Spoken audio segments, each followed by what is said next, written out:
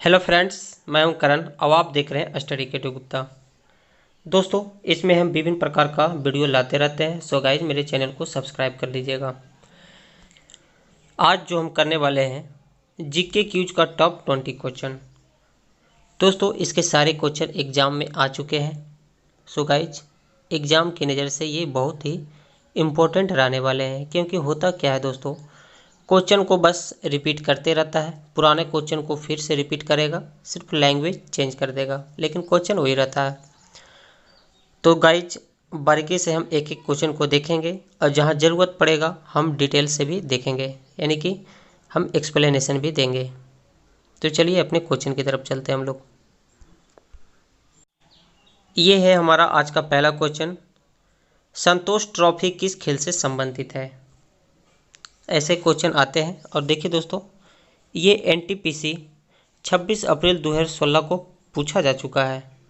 ठीक है, तो बताइए इसका आंसर क्या होगा। दोस्तों, ये 20 क्वेश्चन है, यानी कि आप मान लीजिए 20 नंबर का है। एक क्वेश्चन 1 नंबर का। आपको तकरीबन इसमें 12 नंबर आना अनिवार्य है, होना चाहिए, यानी कि आपको 12 नंबर हर हाल में लाना पड़ेगा। ठीक है, तो चलिए हम लोग देखते हैं संतोष ट्रॉफी किस खेल से संबंधित है। क्रिकेट, फुटबॉल, हॉकी या बास्केटबॉल? दोस्तों, ये संबंधित है फुटबॉल से। हम इसे याद कैसे रखेंगे? गाइज, भारत आज तक एक भी विश्व कप फुटबॉल में नहीं जीता है, यानी कि हम लोग संतोष कर रहे हैं कि कभी ना कभी तो एक बार जरूर जीतेगा। तो इस टाइप से आप याद रख सकते हैं दोस्तों कि भारत आज तक एक भी विश्व कप फुटबॉल में नहीं जीता है। हम लोग संतोष कर रहे हैं अब तक। एक दिन भारत जरूर जीतेगा। चलिए अगला क्वेश्चन देखते हैं। ये आंसर है, देखिए बी नंबर, फुटबॉल। दोस्तों, इसका मैं पीडीएफ दे दूंगा डिस्क्रिप्शन में, आप वहां से जाकर डाउनलोड कर लीजिएगा और अपने मोबाइल में रखिएगा। ठीक है, ताकि आप इससे आसानी से रिवीजन कर सकें। नक्शे के अध्ययन को क्या कहा जाता है? कैलीग्राफी, जियोग्राफी, कार्टोग्राफी या फिर जियोलॉजी?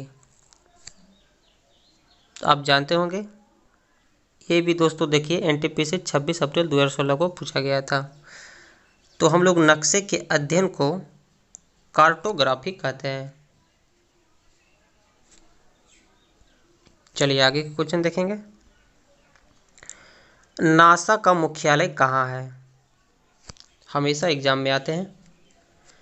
पहले आप हमें ये बताइए कि नासा का फुल फॉर्म होता क्या है, इसका बाद हम इसका मुख्यालय के बारे में बात करेंगे। दोस्तों, नासा का फुल फॉर्म होता है national aeronautics and space administration. ठीक है, इसकी स्थापना कब की गई थी? तो ये हुई थी 29 जुलाई 1958 को। ये आप दो बात एक्स्ट्रा याद रखिएगा। अब हम इसकी मुख्यालय के बारे में बात करते हैं। तो दोस्तों, ये वाशिंगटन डीसी में है। पूरा नाम होता है वाशिंगटन डीसी। आंसर हो जाएगा ए नंबर।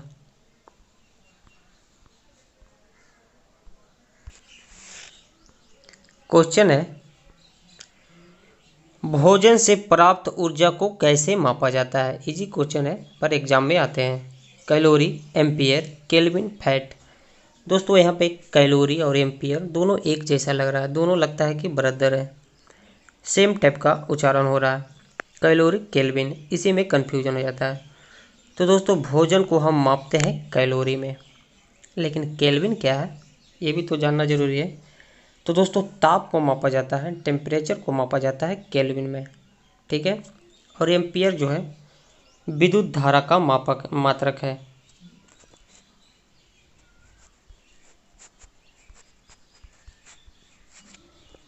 ओके, बस थोड़ा थोड़ा सा हम बात को जानते चलेंगे, ज़्यादा डिटेल में जानने की ज़रूरत नहीं है। चलिए अगले क्वेश्चन की तरफ चलते हैं। 5 नंबर क्वेश्चन है, हमारे फेफड़े में कोशिकाएं सेल कितनी होती है? तो दोस्तों, ये होती है 200 मिलियन। आंसर बी नंबर हो जाएगा। शरीर में कैल्शियम ऑक्जेलेट की मात्रा अधिक होने से क्या होता है? कैल्शियम ऑक्जेलेट की मात्रा बढ़ जाने से पथरी होने की चांसेस बढ़ जाती है। आंसर बी नंबर होगा।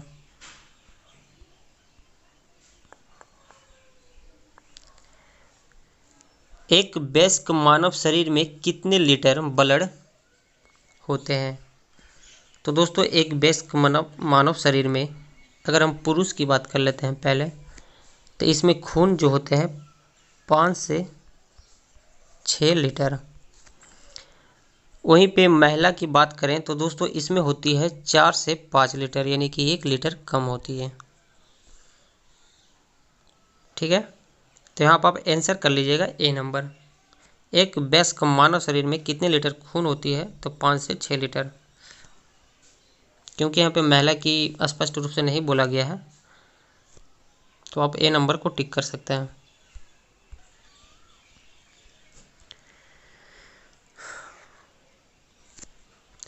एक्सोलॉजी में किसका अध्ययन किया जाता है? देखिए दोस्तों, कुछ कुछ क्वेश्चन ऐसे होते हैं जिसे हम समझ कर टिक कर सकते हैं। अगर आप उस क्वेश्चन को नहीं भी जानते हैं, नहीं याद है, फिर भी आप उस क्वेश्चन को समझ के याद कर सकते हैं, टिक कर सकते हैं, आंसर अपना आप लगा सकते हैं। यहाँ पर बात किया गया एक्सोलॉजी। लॉजी के मतलब होता है अध्ययन, और एक्सो के मतलब होता है एक्सटर्नल। एक्सटर्नल का हिंदी होता है बाहरी। ठीक है, तो आप देख लीजिए, आप सिर्फ इस शब्द को पकड़िए, एक्सो मीन्स बाहरी। तो आप बाहरी को दिमाग में रख के आप ऑप्शन को देखें। पशुओं का जीवन, पौधों का जीवन, बाह्य अंतरिक्ष में जीवन। देखिए बाह्य आ गया, तब ऐसे आप टिक कर सकते हैं, यानी कि 100 में से बाह्य होता है, तो इस आप अनुमान लगा सकते हैं कि ये मेरा आंसर हो सकता है। और दोस्तों आंसर यही होगा। एक्सोलॉजी में अध्ययन किया जाता है बाह्य अंतरिक्ष में जीवन का।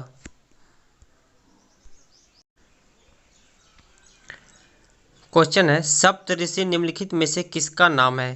तारामंडल का, तारा, उपग्रह, आकाशगंगा। तो दोस्तों सप्तऋषि ये नाम है तारामंडल का, जिसमें 7 तारे होते हैं।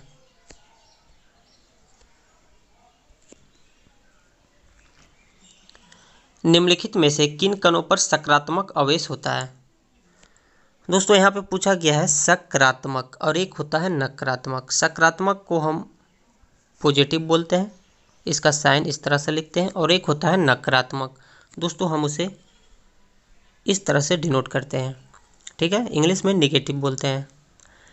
तो इसमें पूछा गया है कि किस पे सकारात्मक यानी कि पॉजिटिव चार्ज होता है? इलेक्ट्रॉन पे, प्रोटॉन पे, न्यूट्रॉन या क्रिप्टॉन पे? दोस्तों इसका आंसर हम देखेंगे, लेकिन इससे पहले हम आपको बता दूं कि मान लिया जाए एक एटम है। ठीक है, और हर एक एटम में एक केंद्र होता है जिसमें प्रोटॉन प्लस न्यूट्रॉन प्रेजेंट होता है। लेकिन आपका दिमाग में आ रहा होगा कि इलेक्ट्रॉन कहाँ रहता है? तो दोस्तों इलेक्ट्रॉन रहता है इसके बाह्य कक्षा में। ठीक है, इसके बाह्य कक्षा में इलेक्ट्रॉन चक्कर लगाते रहता है। मैं थोड़ा सा फिर से बनाता हूँ इसको, प्रोटॉन प्लस न्यूट्रॉन, और यहाँ पे आपका इलेक्ट्रॉन होता है। तो दोस्तों इलेक्ट्रॉन पे हमेशा नेगेटिव चार्ज होता है और प्रोटॉन पे हमेशा पॉजिटिव चार्ज होता है, और एक बचा न्यूट्रॉन। तो दोस्तों न्यूट्रॉन जो आपका होता है उदासीन होता है, यानी कि इस पर कोई चार्ज ही नहीं होता है, ना ही नेगेटिव होगा ना ही पॉजिटिव होगा। ठीक है, और दोस्तों एक बात और मैं बता देता हूँ कि प्रोटॉन की जितनी संख्या होगी परमाणु संख्या भी उतनी ही होगी, यानी कि atomic number is equal to proton. ठीक है, मान लिया जाए हीलियम का ये एटम है, तो दोस्तों हीलियम को आप जानते हैं 2, तो इसका एटॉमिक नंबर भी 2 होगा।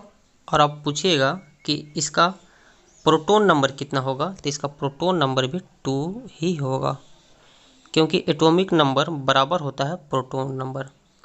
ओके, इतनी बात आप ध्यान में रखिए।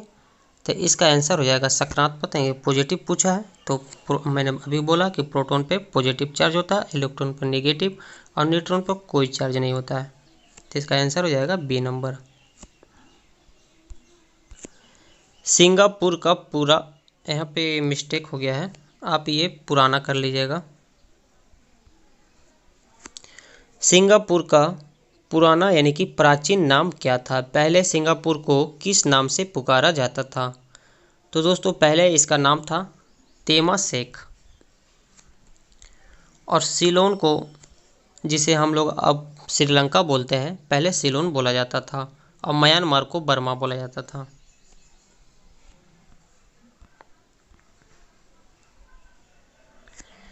अरावली पर्वत की सबसे ऊंची चोटी कौन सी है? गुरु शिखर, शेर, जरगा या फिर अचलगढ़? तो ये तो आपको पता होगा दोस्तों, अरावली पर्वत की सबसे ऊंची चोटी गुरु शिखर है। अच्छा, अरावली पर्वत कहाँ पे स्थित है भारत में? तो दोस्तों ये भारत के पश्चिमी भाग राजस्थान में है। ओके। और ये सबसे प्राचीन पर्वतमाला है, ये सबसे पुराना माना जाता है और ये राजस्थान में स्थित है। इसकी ऊंचाई है 1722 मीटर। ओके।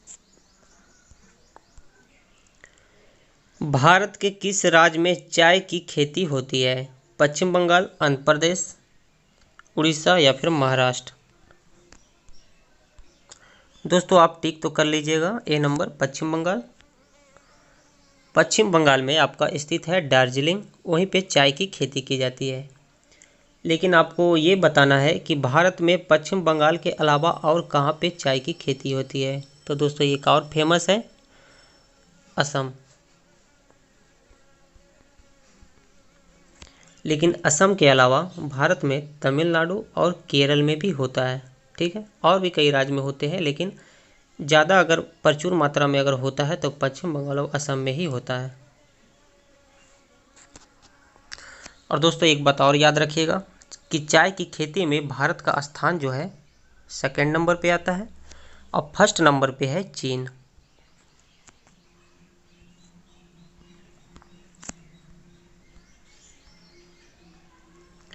भारत में सर्वोच्च न्यायालय की स्थापना कब की गई थी? तो दोस्तों ये हुआ था 1950 ईस्वी में। आंसर बी नंबर हो जाएगा।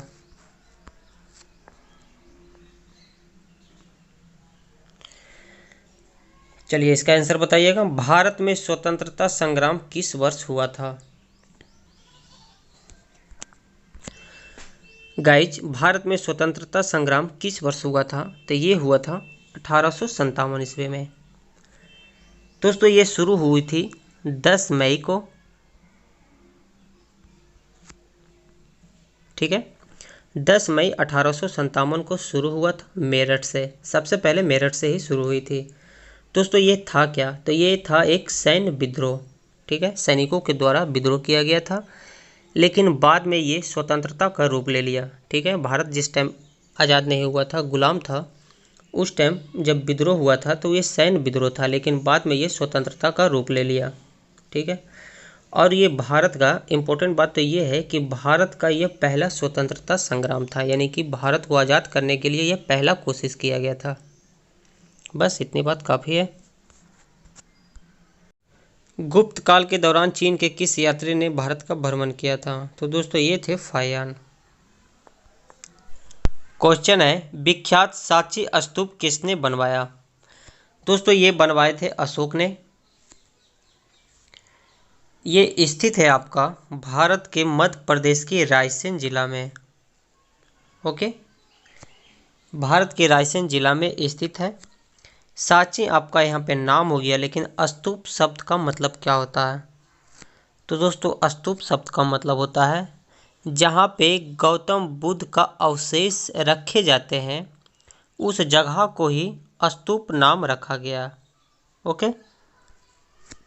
अढ़ाई दिन का झोपड़ा कहाँ स्थित है? अजमेर, आगरा, अहमदाबाद या फिर माउंट आबू? तो दोस्तों अढ़ाई दिन का झोपड़ा जो है स्थित है अजमेर में, जो राजस्थान में पड़ता है। इसका निर्माण किसने करवाया? तो इसका निर्माण करवाया था कुतुबुद्दीन ऐबक ने। दोस्तों जहाँ पे ये बनवाया गया था, पहले वहाँ संस्कृत का एक विद्यालय था, जिसे तोड़वा कर ये अढ़ाई दिन का झोपड़ा बनवाया। क्वेश्चन है, नई दिल्ली को देश की राजधानी कब बनाई गई? तो दोस्तों ये बनाई गई थी 1911 ईस्वी में।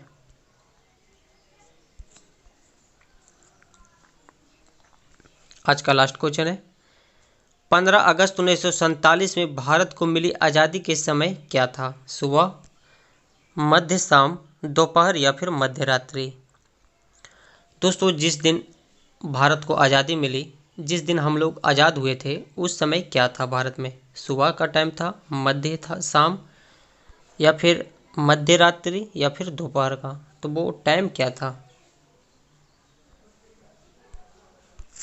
तो वो समय था आधी रात्रि, यानी कि जब भारत आज़ाद हुआ था उस टाइम आधा रात था। आंसर डी नंबर हो जाएगा। लेकिन यहाँ पे मिसप्रिंट हो गया है, आंसर सी नंबर टिक हो गया है, लेकिन आप इसको सुधार लीजिएगा, आंसर डी नंबर होगा। भारत का राष्ट्रीय गान यानी कि जन गण मन और सारे जहां से अच्छा हिंदुस्तान हमारा किसने गाया था? तो दोस्तों वे गाए थे एम एस सुब्बा लक्ष्मी ने।